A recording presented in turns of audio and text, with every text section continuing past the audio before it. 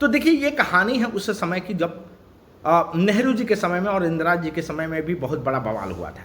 ये देखिए कोई ये पॉलिटिकल मुद्दा नहीं है और हम तो राजनीतिक से कोई लेना देना नहीं है दोस्तों, लेकिन ये लड़ाई हुआ था उस समय और ये पहला ही संशोधन से, नेहरू जी के समय में पहला ही संशोधन से लड़ाई प्रारंभ हुआ था। देखिए स्टेप बाय स्टेप को समझते हैं कि क्या कारण था, इस लड़ाई का जड़ क्या था। बेसिक स्ट्रक्चर का सिद्धांत है, जो यूपीएससी की तैयारी करते हैं, जुडिशरी की तैयारी करते हैं, वो समझ जाएंगे कि मूलभूत सिद्धांत वाला मामला है ये जो मैं बताने जा रहा हूं। तो देखिए उस समय की कहानी है जब हमारे पास एक मौलिक अधिकार 31 में, अनुच्छेद 31 में राइट टू प्रॉपर्टी हुआ करता था। राइट टू प्रॉपर्टी का मतलब हमारे जमीन का अधिकार था कि कोई हमसे छीन ना पाए। सिंपल सी बात है, शुरुआती दौर में हमें मिला था जमीन और जमींदारों के लिए बहुत मजा ही मजा था। तो शुरू में ही इंफ्रास्ट्रक्चर तैयार करना था, मतलब सोशलिज्म, सामाजिक कार्य करना था और सामाजिक कार्य के लिए भैया जमीन तो चाहिए ही सरकार के पास। और उसी के साथ एक बड़ा लफड़ा ये है हमारे संविधान में, जो संविधान को अच्छी तरह जानते हैं वो ये जानते होंगे कि एक अनुच्छेद 13 है और अनुच्छेद 13 ये कहता है कि सरकार ऐसा कोई भी कानून नहीं बना सकती जो हमारे मौलिक अधिकार को छीन ले। सिंपल सी बात है। इसका मतलब क्या है कि 368 अनुच्छेद में देखिए सरकार को संशोधन करने की शक्ति है, वहीं अनुच्छेद 13 ये कहता है कि भाई सरकार कोई ऐसा कानून ना बनाए जिससे आपके मौलिक अधिकार मतलब हम लोगों के मौलिक अधिकार को छीन लिया जाए। सिंपल सी बात है। तो सरकार को तो जमीन लेना था, तो सरकार ने एक दिमाग लगाया और सरकार ने क्या दिमाग लगाया, शुरुआती दौर में 51 की बात है, अभी आज़ादी हुआ था भारत, 50 में तो संविधान ही लागू हुआ था, 1 साल बाद ही ये हरकतें स्टार्ट हो गई थी। और शुरुआती दौर में सरकार को लगा कि हाँ जमीन तो चाहिए ही चाहिए और जमीन तो मौलिक अधिकार है, हम इसको ले तो कैसे ले। तब उन्होंने डिसाइड यूं किया कि भाई एक 31A और B जोड़ा जाए और उसी के साथ अनुसूची 9वीं अनुसूची को जोड़ा जाए। और 9वीं अनुसूची देखो बेटा ऐसा है कि कहा जाता है कि भैया ये प्रोटेक्शन का काम करता था, मतलब सरकार यदि कोई भी कानून इन 9वीं अनुसूची में रख दे तो भैया आप इस बात से सुप्रीम कोर्ट में नहीं जा सकते थे कि आपका मौलिक अधिकार का हनन हो रहा है। कहने का मतलब सिंपल सा ये है कि यदि सरकार ने एक कानून बनाया और कानून बना के और उसने 9वीं अनुसूची में डाल दी कि आपकी जमीन छीन ली जाएगी, तो आप कहेंगे ना रहे। अब इस बात के आधार पे आप सुप्रीम कोर्ट में ये नहीं जा सकते कि हमारे मौलिक अधिकार का हनन हो रहा है, अनुच्छेद 13 के 32 के थ्रू भी आपके फंडामेंटल राइट का हनन हो रहा है, आप नहीं जा सकते हैं। तो ये बड़ा मतलब एक नया रास्ता खोला था कि भाई जमीन को ले लिया जाए। और इसमें ना बहुत सारे देखिए जो है वो 4 मेन केसेस हुए हैं।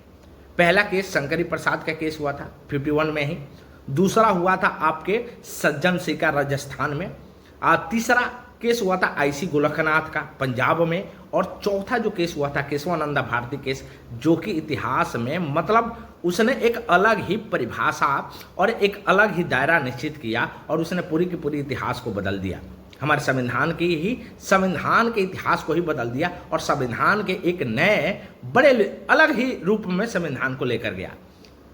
तो पहली बात है कि जब ये कानून बन गया तो राज्य सरकार के पास ये शक्ति आ गई 9वीं अनुसूची के चलते कि ये काम करते हैं, जमीन को छीन लेते हैं और जमीन को छीनने के बाद ये काम करते हैं, क्योंकि 9वीं अनुसूची आई गया था पहले ही संशोधन में। और 9वीं अनुसूची ये कह रहा है कि भाई उसमें कोई भी कानून को डाल दो और यदि उसका मौलिक अधिकार का भी हनन हो रहा है तो आप सुप्रीम कोर्ट और हाई कोर्ट में नहीं जा सकते हैं। सिंपल सी बात है। तो राज्य सरकारों ने जमीन छीनना प्रारंभ कर दिया। कहने का मतलब है कि जमीन लेना, एक्वायर करना, छीनना तो शब्द का प्रयोग नहीं कर सकते हैं, लेकिन एक्वायर करना प्रारंभ कर दी। किस नाम पे? कि सामाजिक विकास करनी है, इंफ्रास्ट्रक्चर की डेवलपमेंट करनी है। पहला केस बना था शंकरी प्रसाद का केस बना था, दूसरा सज्जन कुमार का केस बना था, तीसरा आईसी गोलखनाथ का और चौथा केशवानंदा भारती केस। तो पहला ही केस में बेचारे वो भी जमींदार ही थे, शंकरी प्रसाद भी जमींदार, सज्जन कुमार भी जमींदार, आईसी गोलखनाथ भी जमींदार और चौथा केशवानंदा भारती भी। ये मठ में केरल के एक मठ के में बहुत सारी जमीन उनके पास हुआ करती थी। ऐसा कहा जाता है कि आईजी गोलखनाथ के पास 500 एकड़ जमीन हुआ, 750 एकड़ जमीन तो केशवानंदा भारती के पास था। और सरकार तो हम लेना तो है ही है, क्योंकि भाई लोगे नहीं तो इंफ्रास्ट्रक्चर तैयार कैसे होगा। तो जब पहला संशोधन के बाद पहला जो केस गया वो 51 में, और वो केस गया शंकरी प्रसाद केस, उसमें सुप्रीम कोर्ट के पास इतना शक्तियां हुआ नहीं करती थी जितना आज शक्तियां है। उस समय सुप्रीम कोर्ट के पास इतनी शक्ति नहीं थी, तो सुप्रीम कोर्ट के पास कोई चारा भी नहीं था। सुप्रीम कोर्ट ने कहा कि ठीक है भैया, जो आप कर रहे हो संशोधन वो आपका है अधिकार, और आप संशोधन करके कोई भी मौलिक अधिकार को ले सकते हो, ये आपका है, जो है संसद है। तो देखो उस समय संसद सर्वोच्च हो गई थी एक तरीके से, संसद के पास बहुत शक्ति थी और सुप्रीम कोर्ट के पास बहुत कम शक्ति हो। शुरुआती दौर में सुप्रीम कोर्ट के पास बहुत कम सीमित शक्ति थी, और ये पिलर के लिए ठीक नहीं था एक लोकतांत्रिक कि भाई ऐसा नहीं होना चाहिए कि न्यायपालिका कमजोर हो और संसद बहुत मजबूत हो। लेकिन भाई उस समय हुआ करता था, हमारा संविधान में शुरुआती दौर में संसद मजबूत था ही, बहुत ज्यादा मजबूत था। दूसरा केस बना आपके सज्जन, और वो 17वां संशोधन का मामला था, जिसमें अब ये भी बता दिया गया कि कौन कौन सा जमीन आपकी छीन ली जाएगी, किस किस तरीके की जमीन होगी। तो 17वां अमेंडमेंट संशोधन किया, फिर सज्जन कुमार का केस बना वर्सेस राजस्थान का केस था। राजस्थान में वहां पर भी जमीन छीनी जा रही थी। अरे छीनी जाने का मतलब एक्वायर की जा रही थी, छीनी शब्द गलत है, फिर वापस बोलता हूं मैं। तो वहां से सज्जन कुमार के बहुत सारे 250 शायद 250 एकड़ जमीन के आसपास था, उनका भी यही है कि गवर्नमेंट ने एक्वायर करना प्रारंभ कर दी, और उनको भी लगा कि नहीं भाई कोर्ट में जाना चाहिए, तो कोर्ट में गए, तो कोर्ट के पास वहां पर भी शक्ति नहीं था। ये 60 के दशक की 65-67 की बात है, वहां पे भी उनके पास शक्ति नहीं था, और उन्होंने बोल दिया कि नहीं भाई हम कुछ कर नहीं सकते हैं, ये सरकार का पावर है कि भाई वो बिल बना सकता है और प्रॉपर्टी को उठा ले सकता है, एक्वायर कर सकता है। तो वो भी हारे, शंकरी प्रसाद भी, सज्जन कुमार भी हारे। लेकिन सबसे ज्यादा महत्वपूर्ण बना वो आईजी गोलकनाथ केसेस बना, और ये टकराव, ये बड़ा भयानक टकराव पैदा किया। आईजी गोलकनाथ केसेस पंजाब में एक जमींदार हुआ करते थे, और वो उनके बेटे की कहानी है, जो उनके 550 एकड़ जमीन को पंजाब सरकार ने, उस समय राज्य सरकार ने क्या कर लिया था, एक्वायर कर लिया था। अब वो दौड़ते दौड़ते सुप्रीम कोर्ट में गए कि प्रभु अब तो रोको हमारा जमीनिया, हम कब तक जमीन बर्बाद अपना करते रहे। तो सुप्रीम कोर्ट के पास पहली बार दिमाग में आया और बोला कि यार ये तो ठीक है, 9वीं अनुसूची के नाम पर तुम सारे के सारे जमीन लोगों को, क्योंकि ऑलरेडी आपके राइट टू प्रॉपर्टी मौलिक अधिकार है लोगों का, और यदि राइट टू प्रॉपर्टी मतलब अधिकार है तो आप कैसे छीन सकते हो, और आपने 9वीं अनुसूची में रख के छीनना प्रारंभ कर दिया। तो बहुत ज्यादा थोड़ा सा सुप्रीम कोर्ट को पहली बार उसकी आंखें खुली। पहली बार जो आंखें खुली है सुप्रीम कोर्ट का, वो आईजी गोलकनाथ केस में, जहां पर संसद सर्वोच्च हुआ करता था उससे पहले पहली बार सुप्रीम कोर्ट का लगा कि हमारे पास भी हनुमान जी जैसा शक्ति है, हम भी शक्ति दिखा सकते हैं। और उसने हनुमान जी जैसा शक्ति दिखाया और संसद के खिलाफ पहली बार गया और बोला कि नहीं भैया, आपके पूरा अधिकार ऐसा नहीं है कि आप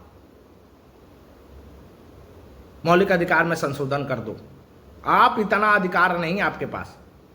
लेकिन भाई अब तो राजा शहंशाह तो शहंशाह ही।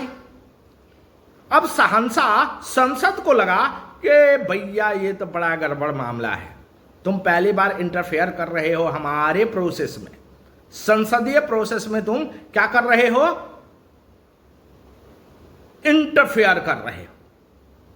तो उसने कहा कि अच्छा रुको मैं बताता हूं। तो उन्होंने, संसद ने क्या किया कि 368 में ही संशोधन कर दी। लो भाई गजब। और 368 में संशोधन करके क्या बोला कि देखो भैया, आपका तो अधिकार ही नहीं है, ये आपका अधिकार ही नहीं है। 24वां 25वां संशोधन हुआ था और ये बहुत बेजोड़ संशोधन हुआ था 368 में। 368 क्या है? ये संवैधानिक संशोधन है मेरे बच्चों। संविधान में संशोधन होता है अनुच्छेद 368 के तहत, और उसी में आप सोचो 368 का संशोधन पहली बार हुआ 1975 में। 1975 में तो 42वां संशोधन था जो पूरी की पूरी संविधान निपट गई। 71 के बाद पहली बार टकराव के मुद्रा में आई सुप्रीम कोर्ट, और उसको लगा कि भाई मूलभूत सिद्धांत जैसा कुछ मामला होना चाहिए, यह संसद को रोकना बहुत जरूरी है। संसद बहुत आगे बढ़ गया है। तब केस बना 1973 का सबसे बेहतर केस था, वो था केशवानंदा भारती केस का, और उसमें भी महाराज के 750 एकड़ जमीन मठ का वो एक्वायर कर लिया गया था केरल में, और वहां से प्रारंभ हुआ शक्ति जो है वो सर्वोच्च न्यायालय के पास पहुंचने लगी मेरे भाई।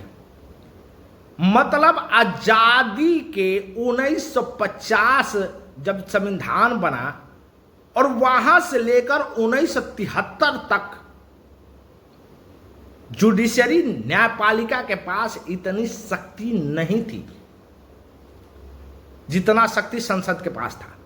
लेकिन पहली बार 73 में केशवानंदा भारती केस में लगा सुप्रीम कोर्ट को कि नहीं, चेक्स एंड बैलेंस होना जरूरी है, और यही चेक्स एंड बैलेंस मूलभूत सिद्धांत में कन्वर्ट हुआ। 7-6 से ये जजमेंट आया था, और वो कहा कि देखो भैया, तुम्हारा मन जिसमें संशोधन करो, लेकिन एक संशोधन का लिमिट होना चाहिए, और वो लिमिट क्या है कि भैया मूलभूत सिद्धांत को छोड़ दो।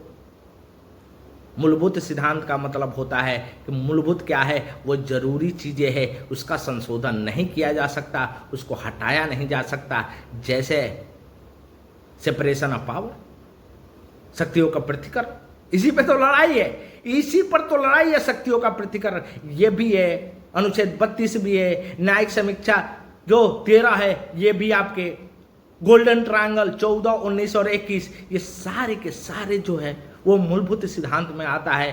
कहने का मतलब है कि संसद के पास पहली बार सर्वोच्च न्यायालय ने उसको बता दिया कि भैया संविधान से तुम सरकार निकले हो, सरकार से संविधान नहीं निकला है, और लोकतंत्र में चेक्स एंड बैलेंस तो होना ही चाहिए। आप अपने मनमर्जी से काम नहीं कर सकते।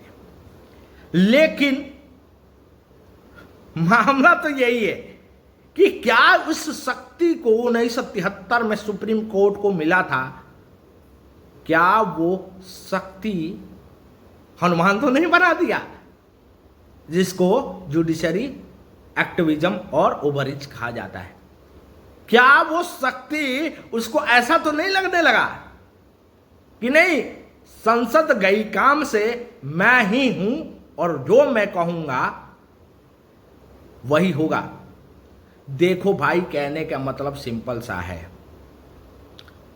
शुरुआती दौर में संसद के पास बहुत ज्यादा शक्ति था, जुडिशरी के पास नहीं था। 1973 के बाद जुडिशरी के पास शक्ति आया, संसद थोड़ा कमजोर पड़ा, वहां पर चेक्स एंड बैलेंस बना। लेकिन अब ऐसा लगता है कि वापस उल्टा हो गया खेल। जुडिशरी जो है वो ताकतवर होने लगी, और अभी ताकतवर है, उसमें डाउट नहीं है, ताकतवर है। तो ये नया कॉन्फ्लिक्ट का जन्म दे रहा है, और देखते हैं, हम तो अपडेट करते रहेंगे नई नई चीजें। अब आगे देखते हैं कि आगे होता क्या है। अभी जितना हुआ है उतना मैंने अपडेट दिया है आप लोगों को। मजा आए तो लाइक एंड सब्सक्राइब करते रहिए। जय हिंद, जय भारत।